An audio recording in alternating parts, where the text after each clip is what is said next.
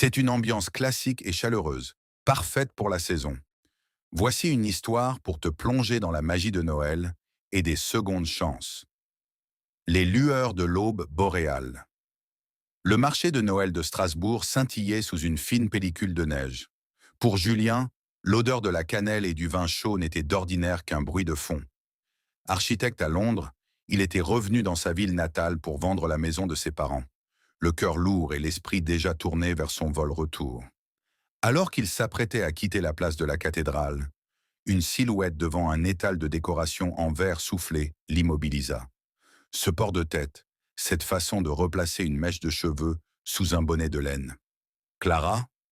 Elle se retourna. Le temps sembla se figer, effaçant les passants et les chants de Noël.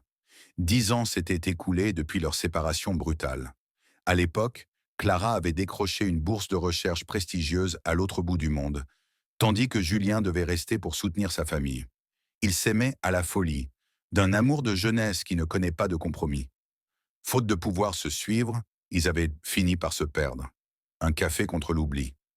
Ils s'installèrent dans un petit salon de thé, loin du tumulte. La gêne laissa rapidement place à une familiarité troublante. L'étincelle.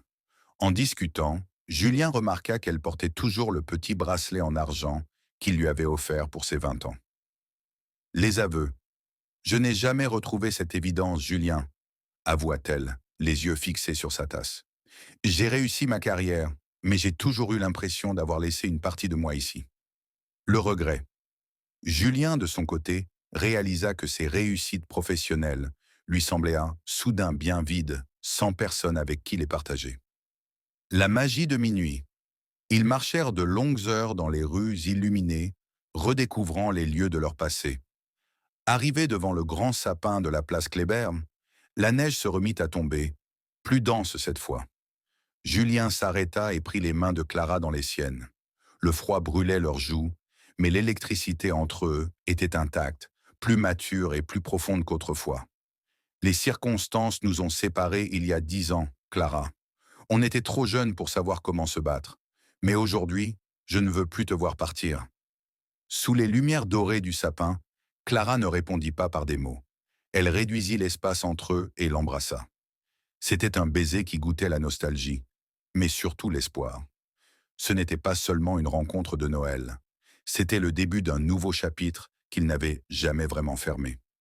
Parfois, le plus beau cadeau de Noël n'est pas sous le sapin, mais dans le regard de celui ou celle qu'on n'a jamais réussi à oublier. Merci d'avoir regardé cette vidéo. Abonne-toi pour la partie 2